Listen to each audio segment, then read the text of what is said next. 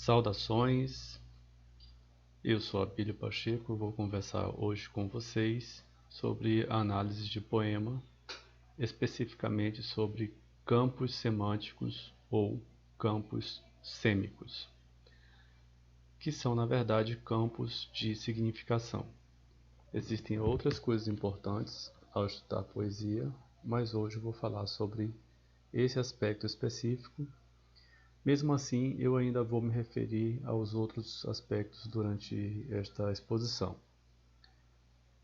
Eu coloquei no grupo para os alunos, hoje eu não vou aparecer, vai ficar somente essa caricatura, que foi feita por uma antiga aluna minha do Rego Barros, a Natália Menezes, hoje mora na Holanda, se não me engano, terminou mestrado, doutorado. Agradeço então ela por ter feito essa caricatura já faz algum tempo. Eu coloquei no grupo do Facebook para que os alunos lessem, esses dois poemas, Descrição para uma Lareira, de Mário Quintana, Arte Poética, de Mauro Mota. E lá eu marquei no poema do Mauro Mota, as palavras que têm relação com o mesmo campo semântico ou campo de significação, e que esse é um elemento importante na hora que os poetas constroem ou constituem os versos, os poemas, porque eles ajudam a configurar uma imagem para aquilo que o poeta deseja. Então vou começar aqui pelo poema de Mauro Mota, Arte Poética. Elabora o poema como a fruta elabora os gomos, como a fruta elabora o suco. A fruta elabora a casca, elabora a cor e, sobretudo, elabora a semente. Então você percebe que aqui, nesse poema, você vai ter algumas palavras relacionadas ao mesmo campo de significação. São elas: fruta, gomos, suco, casca e semente. Então, e você observa que o poema também é organizado através de uma estrutura sintática de paralelismo. O poema é lírico, porque ele não tem um encadeamento narrativo, então eu não tenho um conflito, não tenho uma sucessão de ações no tempo e no espaço, não tenho personagens que se modificam. Isso é uma característica do poema lírico. O poema lírico não apresenta uma narrativa, não conta uma história. Isso não significa que o poema lírico não tenha uma progressão de significação, mas isso é assunto para um outro momento. Agora, a questão do campo semântico. As palavras fruta, gomos, suco, casca e semente fazem parte de um mesmo campo de significação relacionado à fruta, relacionado à botânica, à biologia. Mas o poema não versa sobre isso. O tema do poema, vou mudar aqui a cor da caneta para poder mostrar para vocês, colocar esse verde aqui. O tema do poema é a arte poética. Tanto que aqui o verbo que inicia o poema, elabora, é um verbo no imperativo, ou seja, o verbo no imperativo ele serve para dar uma ordem, mas também dar um conselho. E aqui elabora o que? Elabora o poema. E aqui eu tenho um elemento de comparação. Elabora o poema como a fruta elabora os gomos. E eu posso fazer a leitura repetindo o como, para poder ajudar na construção do sentido. Como a fruta elabora o suco, como a fruta elabora a casca, como a fruta elabora a cor e, sobretudo, elabora a semente. A cor podia ter marcado também de azul, está, no caso, dentro desse campo de significação. Ou seja, eu tenho uma série de palavras, uma série de significações que se somam para significar a forma de elaboração do poema. O que eu tenho em relação a fruta, gomos, suco, casca e semente são complementares para que o eu lírico explique como é que ele entende que deve ser a elaboração da poesia ou do poema. Mesmo eu tendo uma metáfora, em torno de todos esses elementos, o poema, o poeta, ele não está querendo dar uma aula de botânica, ele não está querendo explicar como é uma fruta.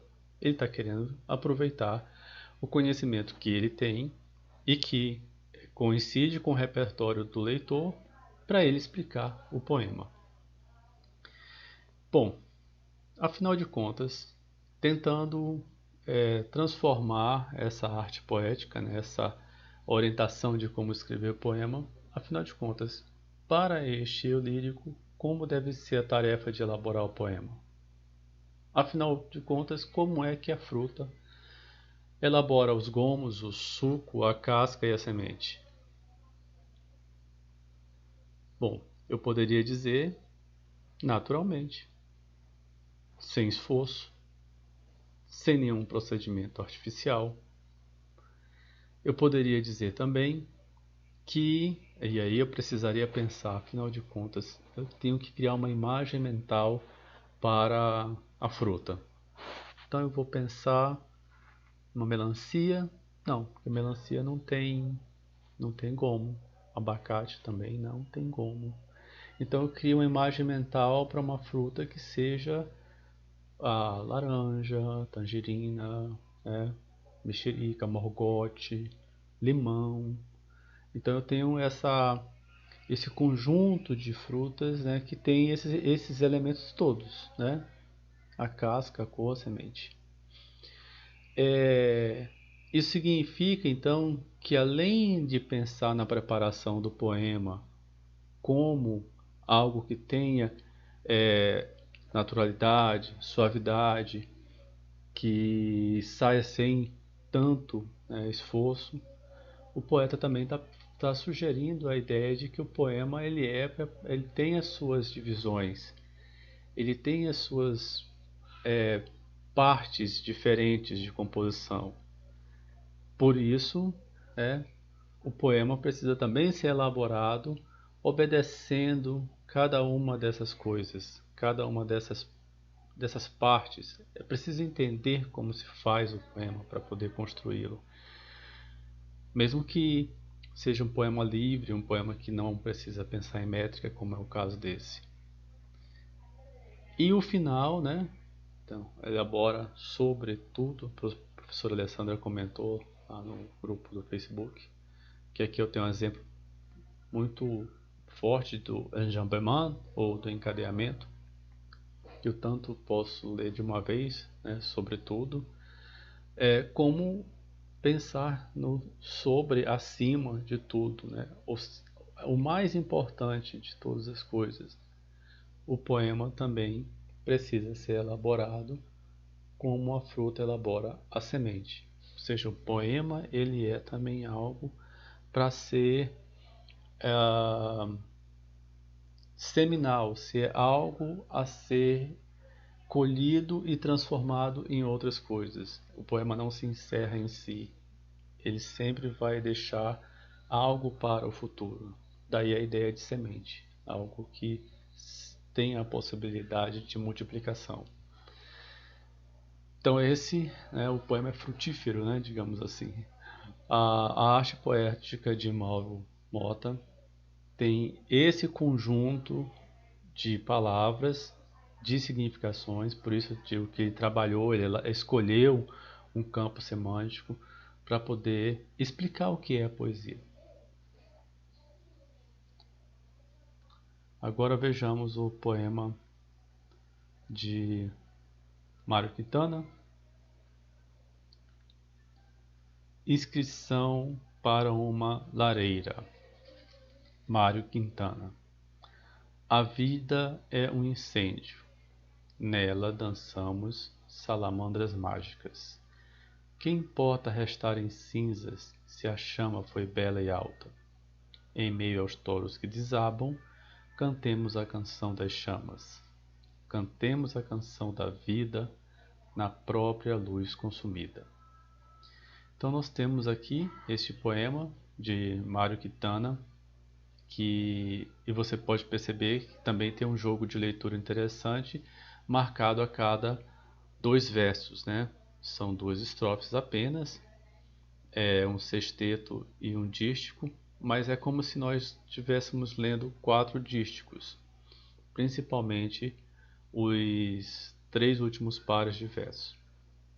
Veja que a leitura dos 2 primeiros versos tem uma mudança na posição da pausa final que não ocorre no final do verso. Aliás, a pausa não acontece ao final do verso. Então eu tenho: a vida é o incêndio, nela dançamos salamandras mágicas. E no segundo par de versos eu já faço a leitura dos 2 versos juntos. Que importa restar em cinza se a chama foi bela e alta?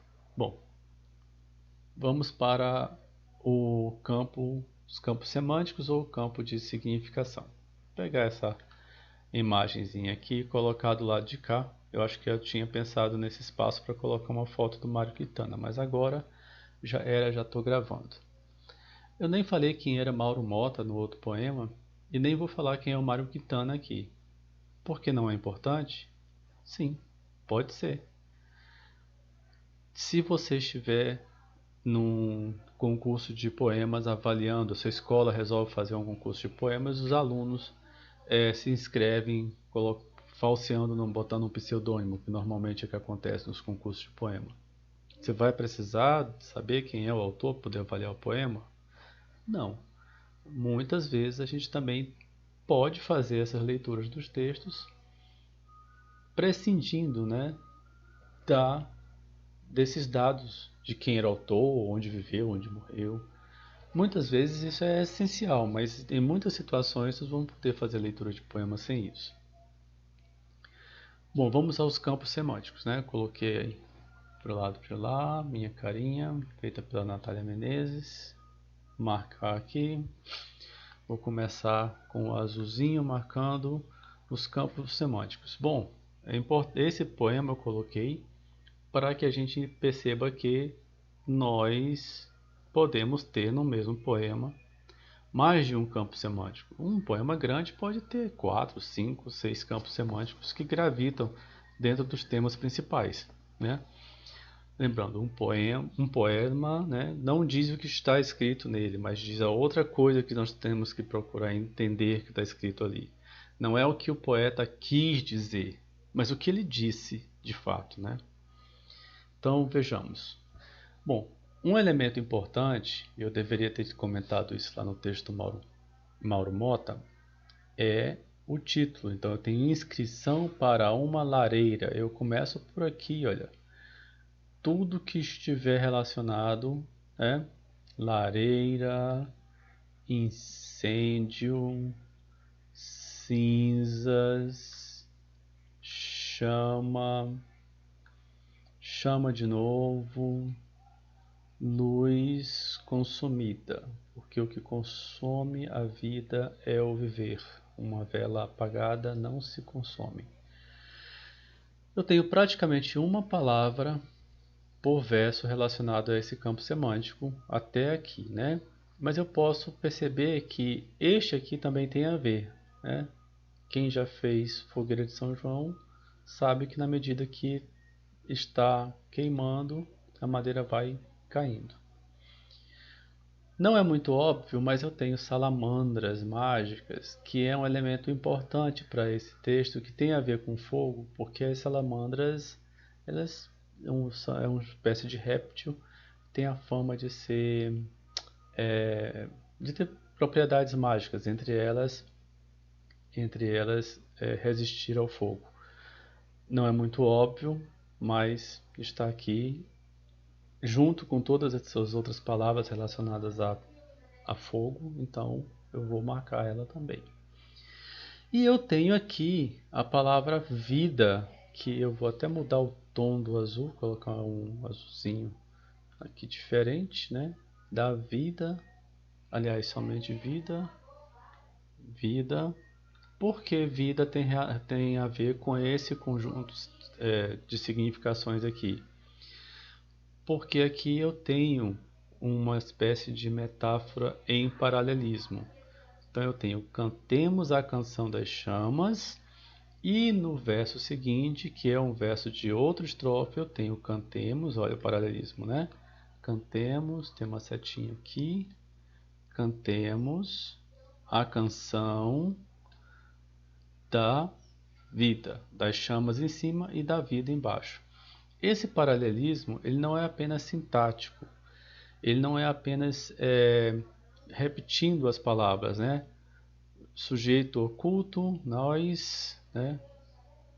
Cantemos, o verbo no imperativo, normalmente se diz o sujeito depois, né? Cantemos nós, objeto direto, a canção, e aqui o adjunto de nominal, das chamas, e aqui da vida. Você percebe que esse paralelismo ele é também metafórico. Ele praticamente está dizendo para você que esses elementos aqui significam a mesma coisa. Ou seja, incêndio, cinzas, chama, touros que desabam, luz consumida, está tudo relacionado à vida. A nossa vida é isto aqui. E observe que tem um detalhe importante, né? Quem é o sujeito desse poema? Você vai perceber que a vida que está aqui, né? Ver se tem algo que eu possa riscar aqui, amarelo, né? Veja que a vida que está aqui é ela que aparece aqui. Ficou horrível. Vou tentar de novo. É ela que aparece aqui. Olha só, a vida. É a primeira palavra que abre o poema. Então eu tenho aqui o quê? Eu tenho a minha metáfora principal. A vida é incêndio. As chamas, né? A canção das chamas é a canção da vida. Veja que isso que está aqui se harmoniza com o significado do que tem aqui embaixo. Então, e mais, né? Quem somos nós? Cadê o verbo que diz que tem nós nessa história aqui? Dançamos. E aqui eu tenho o sujeito oculto, nós. Então, nós somos as salamandras mágicas. Porque aqui eu tenho também um aposto, eu tenho um aposto metafórico, né? Ou uma metáfora positiva, melhor dizendo. Ou seja, uma metáfora que é colocada como um aposto. Então eu tenho uma metáfora muito óbvia aqui, que é a tradicional, né? Sujeito, verbo de ligação e predicativo. E eu tenho outra metáfora aqui, e eu tenho outra metáfora repetida aqui. Então, retirando aqui algumas coisas que eu marquei, que ficou uma bagunça. Então, o campo semântico que eu tenho aqui é esse, né? Incêndio, salamandras mágicas, cinzas, chama, touros, chama de novo, luz consumida, que é a vida. Eu falei que eu posso ter um campo semântico relativamente secundário no texto. O principal é esse, que está relacionado à metáfora de que a vida é um incêndio. Nós atravessamos esse incêndio, algumas salamandras mágicas. E que importa restar em cinza se a chama foi bela e alta? O que importa se um dia a gente vai morrer se a nossa vida foi boa, foi aproveitada? Em meio aos touros que desabam, cantemos a canção das chamas. Em meio a tantos problemas que podem acontecer, a gente tem que ir tentando levar, tentando viver, tentando passar pelas coisas. Cantemos a canção da vida na própria luz consumida, porque, como eu falei quando eu li a primeira vez, aqui, o que consome a vida é o viver. Uma luz, uma vela apagada não se consome, né? O que consome é o fato de você estar vivendo.